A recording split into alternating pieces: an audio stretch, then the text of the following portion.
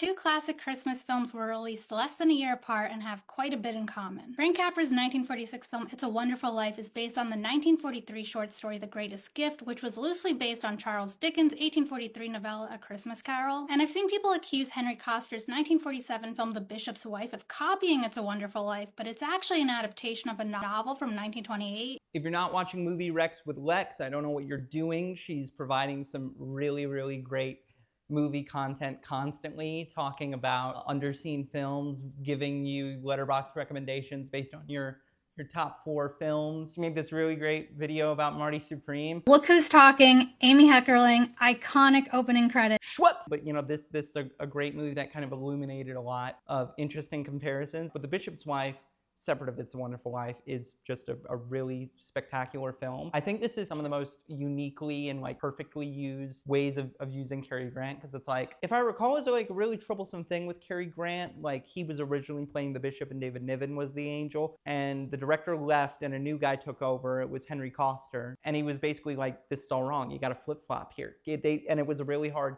convinced. Cary Grant wanted to be the titular bishop. He wanted his character to be the title character. But I think the instinct was correct. Like, Cary Grant can use his suave to be something extra natural. You know what I mean? David Niven can very much play ordinary, and Cary Grant is just, period, gonna be larger than life. Why not write that into the text? The movie also faced a little difficulty because I think the studio wasn't particularly sure about like its success, because like, bishop, you know, like it's going to touch on the religious. They were so nervous about that in some US market they retitled it Cary and the Bishop's Wife, which is clunkier, but also from what I hear in those territories, the business of the film was up by 25%. So I mean, what do I know?